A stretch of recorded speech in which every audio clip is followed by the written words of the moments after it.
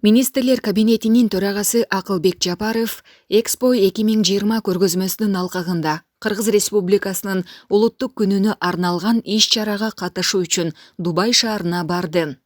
Аны аэропорттон жылуу тосуп алганын Министрлер кабинетинин маалымат кызматынан кабарлашат.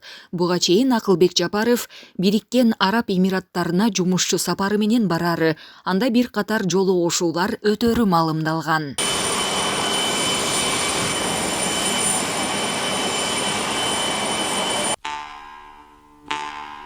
Тергөөнүн мурдагы башчысы Сыргак Айткурмановду өлтүрүп кетишти. Ички иштер министрлигинин тергөө башкармалыгынын мурдагы башчысы Сыргак Айткурмановду Бишкектеги Борбордук мечиттин жанындагы кафелердин биринен катуу сабап кетишти. Бул тууралуу Кактус медиа сайты өздүк булактарына таянып жазып чыкты. Маалыматка ылайык, окуя бүгүн 13 декабрда таңга маал болгон. Ал оор абалда Бишкектеги ооруканалардын бирине жеткирилген, бирок алган жаратынан улам ошол жерде көз жумган.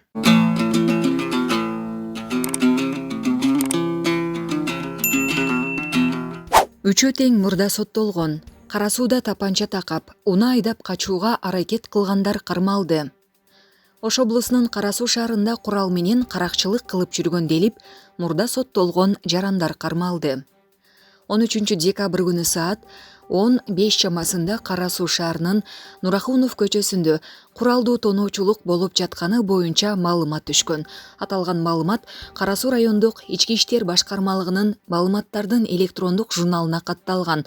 13 декабрь күнү саат 15 чамасында Кара Суу шаарынын Нурахунов көчөсүндө куралдуу тоноочулук учурунда Деу Ласетти үлгүсүндөгү уна толугу менен күйүп кеткени белгилүү болгон. Кара Суу районунун Савай айыл аймагына караштуу Савай айылынын тургуну 1982 жылы туулган жаран арыз менен кайрылып, 13 декабрь күнү саат 9:50 чамасында Кара Суу шаарынын Навои көчөсүндө өзүнүн Mercedes-Benz Sprinter үлгүсүндөгү унасында отурганда бейтааныш Азиат улутундагы эки жаран колундагы тапанчалары менен көкүрөгүнө такашып, унасынан түшүрүп, унасын айдап качууга аракет кылышкандыгын билдирген. Текшерүүнүн жүрүшүндө 13 декабрь күнү саат 15 чамасында Кара Суу шаарынын Нурахунов көчөсүндө өздүгү такталбаган Азиат улутундагы 20-25 жаштардагы адамдардын тобу тарабынан ок атуучу курал жарактарды мыйзамсыз сактап алып жүрүшкөндүктөрү аныкталып, аталган факты боюнча 2021 жылдын 13 декабрь күнү Кылмыш жана жаза кодексинин 267 беренесинде көрсөтүлгөн кылмыштын белгилери менен кылмыш иши козголуп, тергөө амалдары башталган. Тергөөнүн жүрүшүндө мыйзамсыз ок атуучу куралдарды сактап жана алып жүргөн атуулдар аныкталып, Кара Суу райондук ички иштер башкармалыгынын криминалдык милиция кызматынын кызматкери тарабынан кылмышка шектүү жарандар кармалган. Алар 32 жаштагы Кара Суу районунун Кызылкыштак айыл аймагынын тургуну. Адам өлтүрүү, ок атуучу куралды мыйзамсыз сактоо мурда 2 жолу соттолгон. Экинчиси 48 жаштагы Ош шаарынын жашоочусу, мурда 1 жолу диний экстремизм боюнча соттолгон. Үчүнчүсү 46 жаштагы Орусиянын Татарстан Республикасынын Казан шаарынын жашоочусу, мурда уурулук фактысы боюнча соттолгон.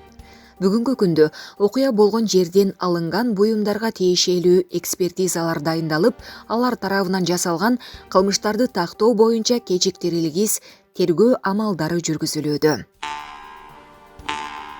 Чүйдө Жетигеновду камактан бошотуу талабы коюлду.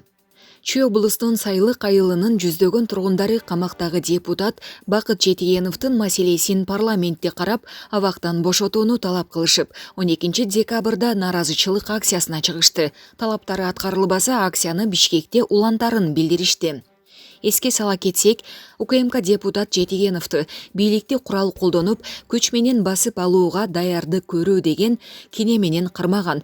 Башкы прокуратура 24-29 ноябрда камактагы Асылбек Жээнбеков менен Төрөбай Зулпукаров Бакыт Жетигеновду жоопко тартууга макулдук алуу үчүн жогорку кеңешке тиешелүү сунуштамаларды жөнөткөн. Убактылуу депутаттык комиссия 3 депутатты жоопко тартууга уруксаат берген эмес. Натыйжада Төрөбай Зулпукаров, Асылбек Жээнбеков абактан бошотулуп, Жетигеновду бошотуу маселеси корутунду даяр эмес деген шылтоо менен артка жылдырылган. Эми бул маселени парламент 15 декабрдагы отурумунда караганы турат.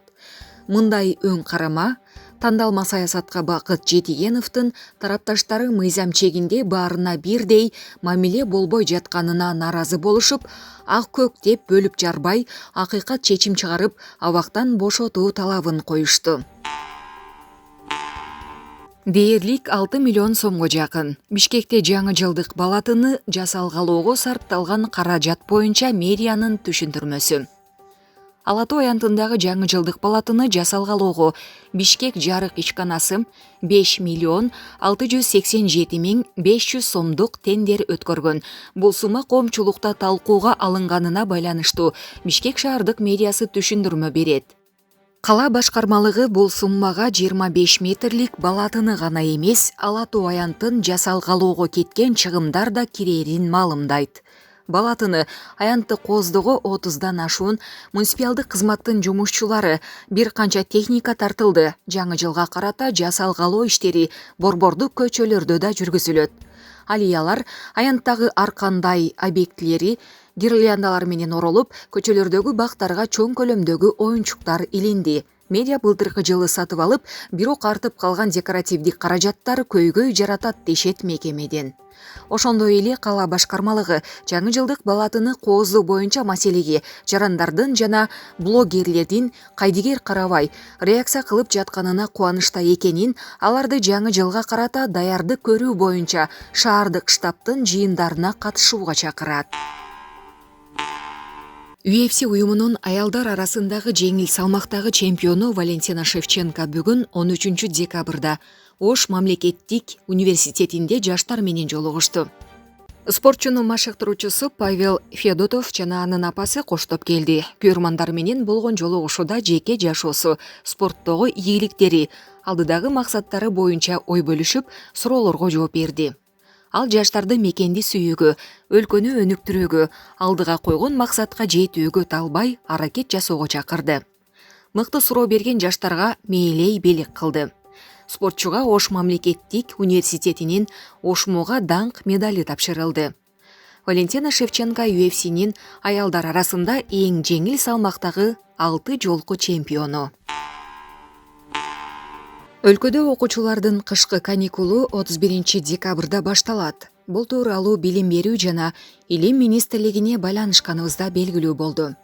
Министрликтен кабарлашкандай, кышкы каникулда мектеп окуучулары 12 күн эс алышат. Окуучулардын кышкы каникулу 31 декабрдан баштап 11 январга чейин созулат. Сабактар 2022 жылдын 12 январынан башталат деп билдиришти министрликтен. Эске сала кетсек, 2021-2022 окуу жылында менчиктин бардык типтериндеги жана формаларындагы жалпы билим берүү уюмдарында сабактар 2022 жылдын 8 июнунда аяктайт.